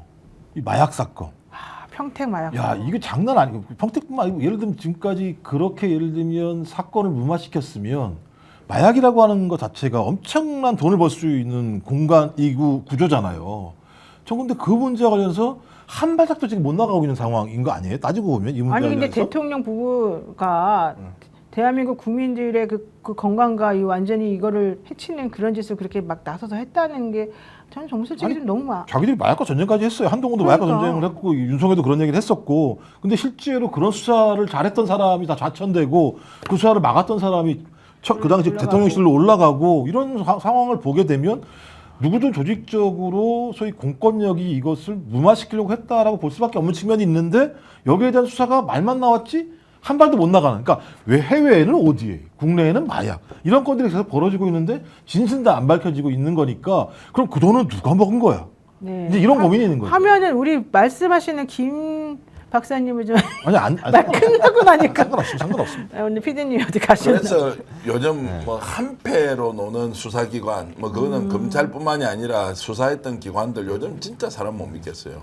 그리고 정말로 정권이 바뀌었다는 것도 외관상 확실히 한데 수사기관들이 하는 행태 보면 여전히 내란 세력들이 준동하는 네, 것 같고 맞습니다. 정말로 우리가 끝까지 이런 좀 경각심을 가지고 있으면서 수사기관이 정상화됐을 때 반드시 조금 전에 얘기했던 이런 거 다시 수사시켜야 됩니다. 마약 네. 마찬가지입니다. 네, 우리 김대호 대표님 오늘 한 말씀 하시죠. 너무 유명하신 분들이 실제로 뵈니까 신기했고요. 네. 너무 열띤 토론을 하시는 게 이게 유튜브로 시청하는 거랑 이 앞에서 보는 거랑 이분들의 열정과 그 마음이 느껴져가지고 유튜브 내용을 평론을 하시는 거야. 네, 전 신기했어요. 대표가 이분을 왜 모셨나? 아니 이제 이렇게 하면 와서 이제 젊은 이제 유튜버들도 우리나라를 이끌어가야 되는 이제 정치 평론가 또는 뭐 이렇게 이제 성장해야 맞습니다. 되고 사회를 하시면 잘하실 것 같은데 오히려. 아, 이게 제가 알겠습니다. 궁금한데요. 이렇게 해서 막 긁어내는 막 내용들을 긁어내는. 진행을 오히려 잘할 수도 있고. 왜 그러냐면 통일교 그 입당해서 2, 3만 명 국민이 입당했댔잖아요. 그럼 이제 궁금하잖아요. 선거가 끝났어요. 그럼 그 조직 활동했던 수만 명은 이제 뭐예요? 뭔가 시켰을 거 아니에요. 다른 역할들을. 계속해서 그 당에 남아있을지도 모르겠지만 어쨌든 전하계 씨가 잘 이용해 먹고 있는 건 확실한 것 같습니다. 네, 여러분들 오늘 여러분들께 전해드리고 싶은 내용이 있습니다. 혹시 야식이나 술안주가 당길 때 제일 먼저 떠오르는 메뉴가 뭘까요? 바로 족발이죠. 특히 오늘 같은 불금에는 족발과 편육 이렇게 한잔 하시면 정말 좋습니다. 오늘 스펙스에서 특별히 족발과 편육을 준비했습니다. 어머, 아예 그냥 실체를 가지고 오셨군요. 네. 그 저기 노트북 위에 한번 올려놓고 그 대표님이 아까 김건희 네. 뭐 이렇게 누구죠? 저기 처먹는다고 얘기하지. 네, 뼈 없는 순살이라 먹기에도 정말 편한데요. 여기 족발의 쫀득함을 극대화시킨 편육까지 함께 구성을 했습니다. 네, 순살 족발 4팩 총 600g 그리고 족발 편육 4팩 총 600g 이렇게 총 8팩을 드립니다. 가격은 단돈 35,900원입니다. 와, 이건 진짜 싸네요. 김정욱 박사님 꼭 한번 들어주죠. 드시기 전에. 아, 요걸 한번 좀 설명 화면에. 하고. 요렇게 김정욱 박사님 비춰주시면 저렇게 해서 이제 한 팩이 4팩이 되는 겁니다. 조개 한 팩 내용이고요. 좀 전에 이게 우리가 2점은 먹었는데 요런 것들이 150g씩 8개로 딱 별도 포장이 돼 있어요. 네, 피디님 제주도 이게 흑돼지고 족발도 좀 보여주시죠. 예, 흑돼지고 김정욱 박사님 거 저렇게 하면 됩니다. 이렇게 하면 혼자서 충분히 먹을 수 있고 안주로도 좋고. 언제 먹으면 지금 됩니까? 드시면 됩니다. 예, 지금 드시면 됩니다. 그렇게 해서 이제 총 8개를 150g씩 나누어 가지고 택배 포함해서 35,900원. 네, 나가는데 제주도 흑돼지입니다. 정말 절호의 기회인데요. 맛있나 봅니다. 맛있죠? 네, 저희도 이거 끝나고 먹도록 하고요. 자, 스펙스에서 또 특별한 보양식을 준비했습니다. 바로 유황 먹은 능이 오리백숙인데요. 야, 유황도 좋은데 능이도 정말 좋지 않습니까? 오리 중에서도 유황을 먹여 키운 오리는요, 일반 오리에 비해서 육질이 쫄깃하고 잡내가 없답니다. 거기에다가 향의 제왕이라고 불리는 능이버섯까지. 정말 능이버섯은 비싸고 귀하지 않습니까? 이 능이백숙, 능이오리백숙 한 팩에 무려 1.2kg짜리 3팩, 합쳐서 총 3.6kg에 달하는 압도적인 양인데요. 온 가족이 배부르게 드시고도 남을 만큼 푸짐한 이 3팩 세트를 단돈 55,900원에 제공해 드립니다. 팩당 2만 원도 안 되는 가격으로 집에서 편하게 최고급 보양식을 즐길 수 있는 절호의 기회거든요.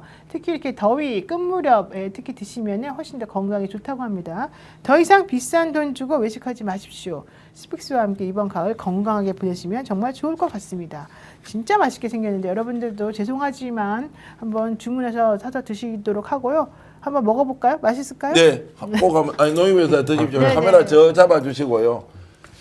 이 제품은 생산 과정에서 직접 직원들이 가서 그 공정이 얼마나 위생적으로 이루어지는지 하고 확인하고. 포천에서 지금 작업을 하는데요. 포천. 지금 한 1,000세트 정도 저희들이 이제 작업을 해놓고 팔아보자라고 이제 지금 했고 매우 일단 맛이 담백하고 그리고 냄새도 나지 않고 무엇보다도 족발은 처리 기술 중에 그 돼지 털이 없어져야 되냐 이거를 완벽하게 제거하는 기술까지 가지고 있어서 그 이상출 사장님이라고 정말로 심혈을 기울여서 지금 하시는 분이라 아니 맛이 어떤지 좀 평가 좀 해주십시오. 아, 지금 맛있어서 먹으려고 그러는데 맛있습니다. 노임회사도 좀 평가 전 이미 해주세요. 네, 아주 한 점에 2점을 먹었기 때문에 쫀득쫀득하고 고소하고 예. 아주 맛있습니다. 제가 정말 꼭 드리고 싶은데 우리 이분 뉴스님 이분 교수님은 드셔보시니까 어때요? 너무 맛있고요. 예, 족발이 저희 집에서 특별하거든요. 예. 아버지가 어머니에게 유일하게 사랑받으실 때가 주말에 족발 사오면 엄마가 요리를 안 해도 되잖아요. 아, 그래요. 그래서 그때는 아빠를 반기는 엄마의 미소가 보이는 날. 여러분 네, 꼭 온 가족이 족발. 행복해지는 바로 그 시간입니다. 스픽스몰 들어가셔가지고 이것저것 한번 확인하시면서 주문해 주시면 좋을 것 같고요. 오늘 또 동접 시청해주신 여러분들 많이 감사드리고요. 저희는 다음 주 이 시간에 뵙겠습니다. 고맙습니다. 고맙습니다. 고맙습니다.